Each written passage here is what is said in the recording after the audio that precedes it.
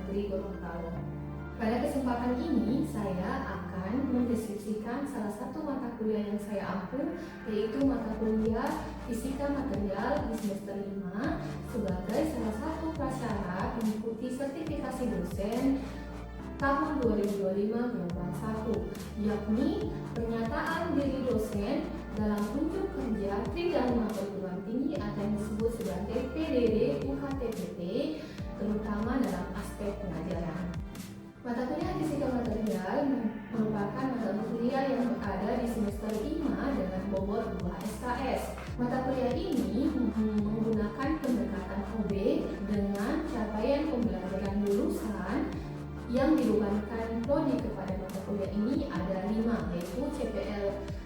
Pertama adalah mampu menunjukkan kinerja yang profesional dan bertanggung jawab secara mandiri dan kolaboratif dalam penerapan ilmu pengetahuan dan teknologi dengan memperhatikan nilai, norma, dan etika akademik dalam semangat kewirausahaan berwawasan lingkungan.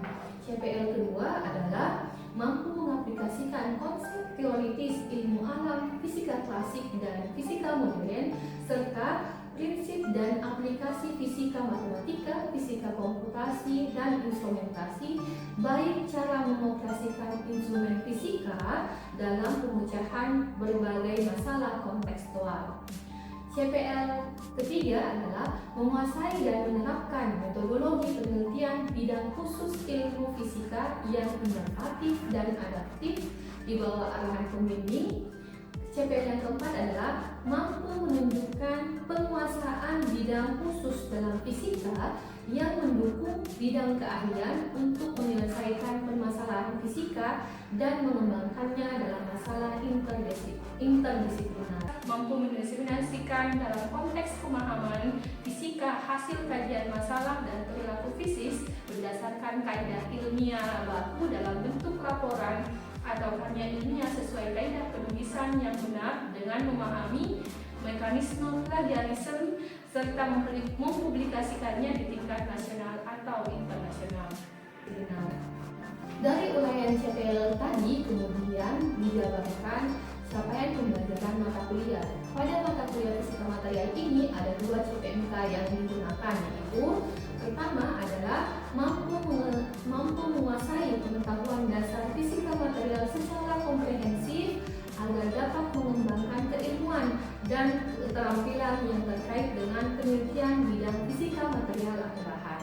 Kemudian CPMK kedua adalah mampu bekerja sama secara mandiri, profesional, dan bertanggung jawab dalam kegiatan penelitian untuk mengembangkan material baru maupun material laju atau advanced materials dengan memanfaatkan sumber daya alam lokal yang diperlukan oleh dunia industri. Mata kuliah Fisika Material ini memiliki beberapa topik materi pembelajaran. Yang pertama adalah penerapan fisika material yang mencakup bagaimana ruang lingkup fisika dan rekayasa material, kemudian jenis-jenis material, kebutuhan akan material baru, hubungan proses, sifat, dan struktur material. Kemudian topik yang kedua adalah struktur atomik dan ikatan interatomik yang mencakup konsep dasar elektron dalam atom, gaya dan energi ikat, ikatan interatomik primer, ikatan sekunder, dan molekul. Kemudian yang ketiga adalah struktur kristal material. Bagaimana konsep dasarnya, struktur kristal, titik arah dan bidang kristalografi, material kristalin dan non-kristalin, serta pada bagian ini diperkenalkan teknik karakterisasi difraksi sintetis sebagai salah satu karakterisasi material. Kemudian topik yang keempat adalah cacat dalam padatan yang mencakup bagaimana cacat titik, dislokasi, cacat linear, cacat volume, vibrasi atomik, konsep dasar mikroskopi, serta diperkenalkan teknik mikroskopi terutama SEM untuk penentuan ukuran butir. Dan yang kelima, pembahasan terkait aplikasi material, baik itu logam dan berwarna, keramik, polimer, komposit, maupun material elektronik dan magnetik. Pada mata kuliah ini ada 3 metode pembelajaran yang digunakan. Yang pertama adalah problem based learning, kemudian kedua adalah project based learning, dan inquiry based learning. Dengan menggunakan metode pembelajaran yang beragam, mulai dari ceramah, diskusi dan tanya jawab, presentasi, demonstrasi, dan dilakukan proyek di akhir perkuliahan. Kemudian strategi pembelajaran yang digunakan adalah dua, yaitu sinkronus dan asinkronus, dengan menggunakan bantuan media yang beragam, mulai dari YouTube, PowerPoint, Canva.com, serta berbasis Learning Management System yang di UMD disebut sebagai SPADA UMD, Quizzes, dan WA Group. Untuk penilaian, ada 3 aspek penilaian yang dipertimbangkan pada mata kuliah ini, yaitu kognitif, afektif, dan psikomotorik. Dengan distribusi bobot penilaian itu disepakati pada saat kontrak kuliah di awal perkuliahan, di mana bobot kehadiran atau partisipasi tidak lebih dari 10%, kemudian 20% tugas dan kuis, 20% UTS, dan 50% proyek. Penentuan bobot penilaian ini telah disepakati secara bersama baik itu dosen maupun mahasiswanya pada saat kontrak kuliah di awal perkuliahan. Demikian tadi deskripsi mata kuliah fisika material yang saya ampu. Kemudian terlampir adalah video simulasi pembelajaran mata kuliah fisika material yang akan saya ajarkan di kelas. Terima kasih. Wassalamualaikum warahmatullahi wabarakatuh.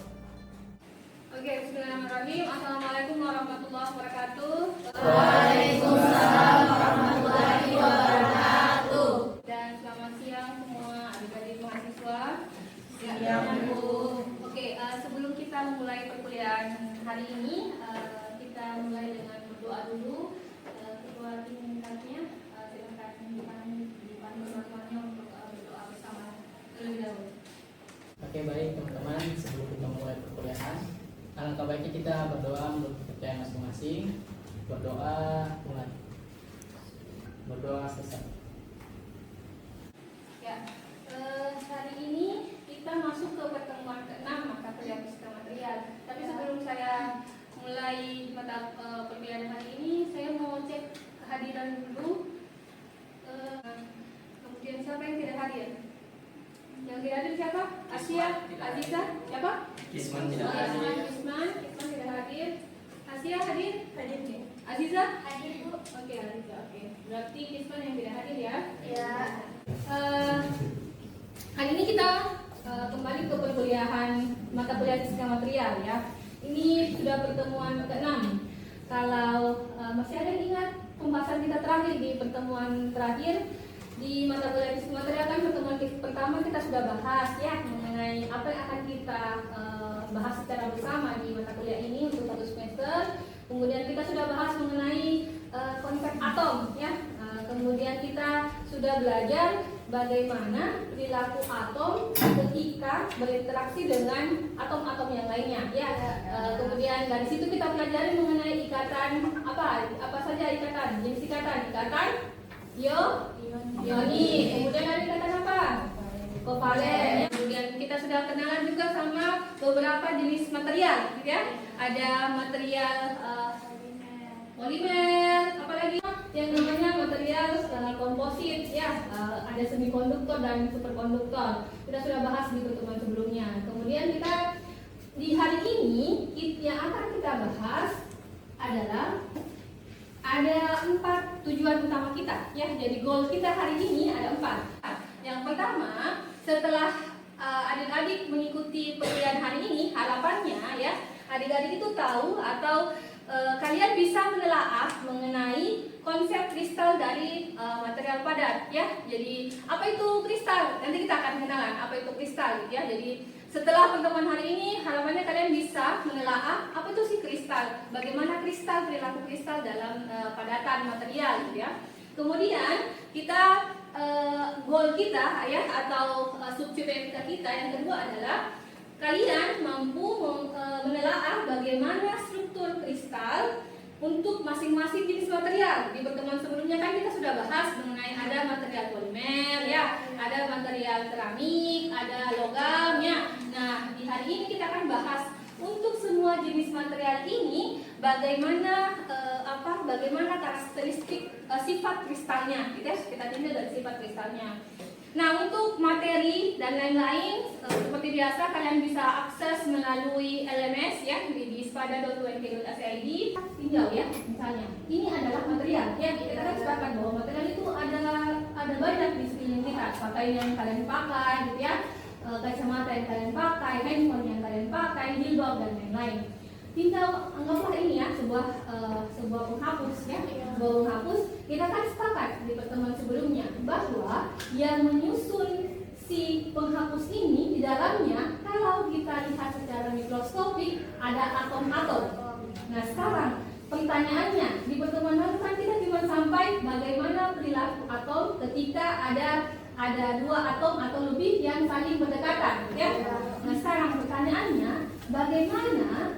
bagaimana atom-atom di dalam material ini ya, contohnya di penghapus ini itu saling membentuk sampai bisa terbentuk material seperti ini ya, dia membentuk form membentuk suatu jaringan ya yang berdasarkan ikatan yang kita sudah pelajari. Bagaimana sebenarnya atom-atom di dalam material ini gitu ya. Atom-atom tadi yang di dalam sini ya, di dalam yang menyusun material tersebut itu akan analoginya sama seperti kalian di dalam ruangan ini ya. Jadi anggaplah ini adalah skala makroskopiknya ya.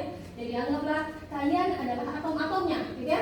Nah ternyata atom-atom ini akan menempati posisi tertentu ya. Tadi kan kita kenalan pada saat membuka bahwa tujuan pembelajaran kita salah satunya adalah menelaah konsep kristal ya. Sebenarnya apa itu kristal ya? Apa itu kristal? Kristal adalah ketika ya atom-atom di dalam suatu material padatan itu tersusun secara teratur berjangkauan panjang. Maksudnya apa? Teratur berjangkauan panjang. Misalnya gitu ya, anggaplah kalian ini adalah atom-atomnya. Ya, kalian duduk di posisi yang teratur. Misalnya, ubin ini ya, satu ubin ini di setiap sudut-sudut ubin ini akan ada kursi lagi yang ditempati oleh atom kalian. Nah, kita katakan suatu material padatan itu kristal ketika atom-atomnya tersusun secara teratur. Misalnya, setiap jarak satu ubin ada atom lagi yang duduk, jarak satu ubin ada atom lagi yang duduk, gitu ya. Jadi saya bisa tahu bahwa dalam satu tinjauan ini ada beberapa atom yang menempati, gitu ya. Yang di atas, tahu gambar apa di atas?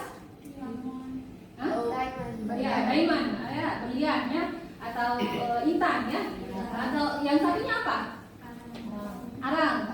Tahu tidak atom apa yang menyusun arang sama diamond? Diamond sama arang itu tersusun dari atom apa? Ini lah. Arang ada karbon. Arang ada karbon, betul. Kalau diamond? Ya, jadi betul tadi yang dibilang Lila. Arang itu atom penyusunnya adalah karbon. Ajaibnya ternyata intan, diamond itu penyusunnya juga sama-sama karbon. Analoginya, orang yang sama ya bisa menghasilkan material yang berbeda. Ya, yang satu kristal, yang satu amor. Yang mana kristal, yang mana amor?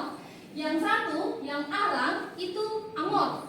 Kalau kita tinjau karbonnya di dalam, ya jadi sama-sama atom penyusunnya itu karbon.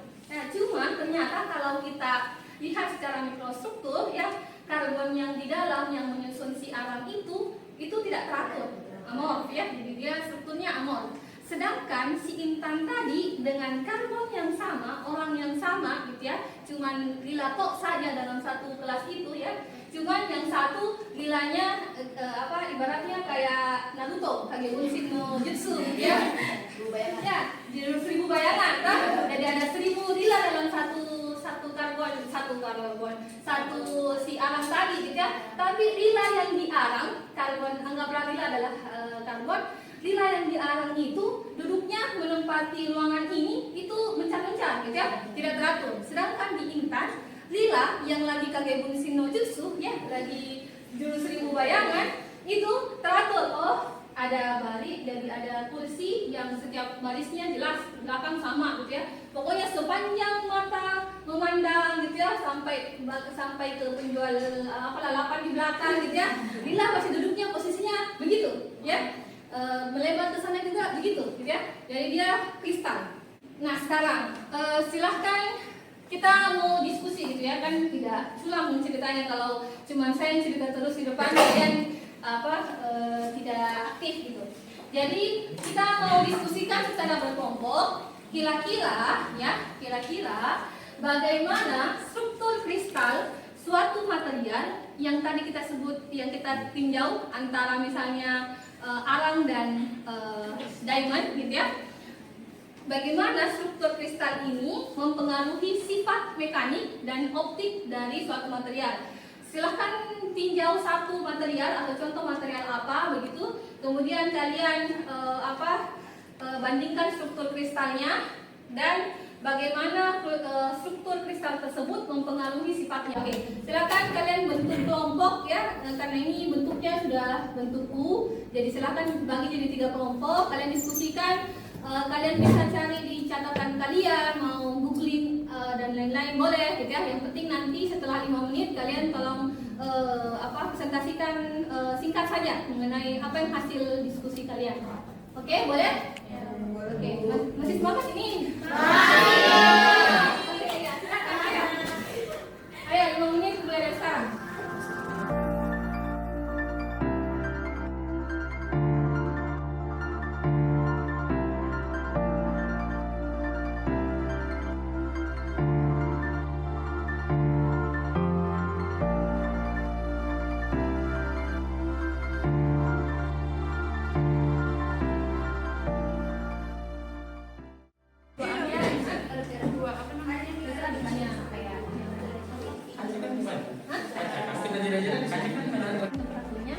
Itu akan lebih tinggi, dia struktur kristalnya lebih bagus. Iya, jadi beda. Jadi dia boleh misalnya tidak perlu khawatir benar yang salah ya. Yang penting apa yang hasil diskusi kalian gitu. Dari deskripsi yang tadi gitu ya. Siapa dulu? Silakan. Yang duluan angkat tangan duluan dapat jodoh. Duluan angkat tangan jangan jodoh. Duluan angkat tangan duluan dapat kerja. Jodoh. Siapa? Oke. Oh ya, 1. Ya, kelompok 1 silakan. Terima kasih kesempatannya Ibu. Jadi dari kelompok 1 itu kami mengambil material batu rubi. Karena kenapa? Karena batu rubi itu sangat menarik ya Ibu menurut kelompok kami. Nah, jadi bagaimana untuk batu rubi itu? Jadi di batu rubi itu Ibu dia warnanya sangat mencolok dan dia sangat keras ya Ibu. Dia nilainya 9 ya kalau tidak salah. Jadi hanya kalah dengan berlian yang nilainya 10. Terus kalau sifat optiknya itu indeks biasnya itu sekitar 1,76 sampai 1,78. Terus strukturnya itu sistem kristalnya trigonal atau heksagonal rombohedral. Iya itu sekian dari. Oke. Nah sekarang saya follow up ya. Jadi betul kalau kalian ini kalau di trans studi itu kan ada fakta apa itu namanya On the spot. Iya on the spot yang fakta-fakta tersembunyi. Tahu tidak bahwa ternyata intan itu kekerasannya itu skala 10. Ya, jadi pokoknya kalau kita mau tahu bagaimana kekerasan material yang lain, kita hantam dia dengan intan. Ya, karena intan sudah 10 ya. Kalau ruby itu 9. Betul tadi bahwa ruby itu struktur kristalnya itu trigonal atau rombohedral ya. Kenapa sih ya kalau yang tadi kita sudah sempat bahas mengenai intan, kemudian ini kelompok 1 meninjau kasusnya si ruby gitu ya, yang bisa punya kekuatan mekanik dalam hal ini kekerasan yang tinggi. Kenapa? Karena ibaratnya begini, intan dan ruby itu terbentuk di dalam perut bumi. Ya, jadi di dalam perut bumi. Apa yang terjadi? Untuk mensintesis intan dan ruby itu perlu temperatur yang sangat tinggi, yang cuma ada dalam perut bumi. Ya, jadi temperatur yang sangat tinggi dan tekanan yang sangat tinggi. Efeknya apa? Misalnya anggaplah kalian ini atomnya si intan atau si ruby gitu ya. Saya tekan kalian. Tekannya bagaimana? Misalnya ruangan yang awalnya luasnya seperti ini ya tiba-tiba saya tekan, saya kurangi luasnya, ya mau tidak mau kan kalian akan berpindah posisi. Ya. Proses sintesis si intan sama ruby ini bukan sehari 2 hari, tapi jutaan tahun, ya ribuan tahun. Artinya apa? Selama ribuan tahun itu dia ditekan terus menerus, ya terus menerus. Yang mau tidak mau atom-atomnya di dalam ini ya akan terbentuk secara teratur. Ya, jadi yang awalnya misalnya ini posisinya di sini, kemudian Susilo di sini, gitu ya. Tapi karena saya desak, saya kasih temperatur tinggi, gitu ya. Misalnya temperatur dalam perut bumi itu misalnya 800 derajat Celcius dan lain-lain. Mau tidak mau kan kalian cari kalau kalian ya. Kalau misalnya dikasih ruangan ini, saya kasih naik suhu ruangannya, kalian carikan misalnya ke belakang, ya dekat jendela, yang adem-adem gitu ya. Misalnya saya tekan ruangan ini, ya saya persempit, semakin lama semakin saya persempit. Kalian si atom-atom ini kan mau tidak mau akan ke belakang.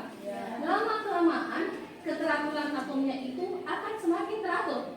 Makanya si intan dan ruby tadi punya kekuatan mekanik ya yang sangat baik, yang sangat tinggi. Ya, kenapa? Kembali ke kaitannya dengan struktur kristalnya. Ya, jadi struktur kristalnya memang dia sudah dalam rhombohedra itu dalam sel satuan kristal itu ada jumlah atomnya lebih banyak dibandingkan dengan kubik, sel satuan kubik atau tetragonal. Nanti kita bahas mengenai sel satuan ini ya. Ya, gitu. Oke. Kasih aplaus dulu untuk kelompok 1. Ya, jadi kalau tadi kan seperti ini ya susunannya. Ya, hasilnya. Yang ini kan yang berulang adalah satu sel kubik seperti ini ya. Jadi kalau saya meninjau cukup satu saja yang saya lihat. Jadi berapa panjangnya ini disebut sebagai sel satuan yang berulang itu ya.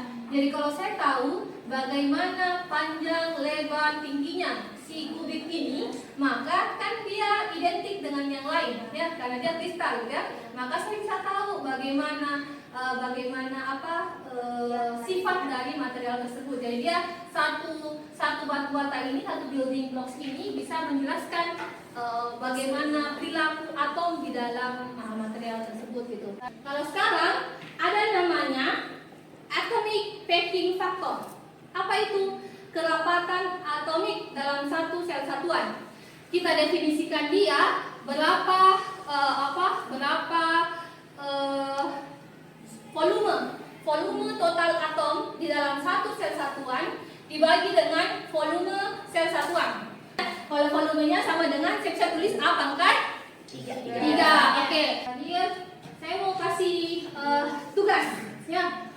Tugasnya silahkan bentuk mau kelompok yang sama, kelompok yang berbeda, lakukan critical article review ya. Jadi lakukan review artikel secara kritis.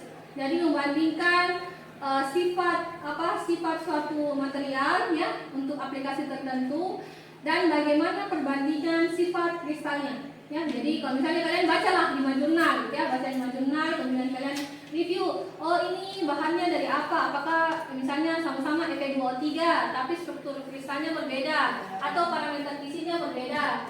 Bagaimana sifatnya di hasil mereka gitu ya. Paham kami ini? Paham. Oke, itu tugasnya ya. Sebelum kita akhiri pertemuan hari ini, saya mau kasih games. Boleh? Boleh. Games dulu ya. Nah, kita start ya. Siap? Siap. Oke. 1, 2, 3.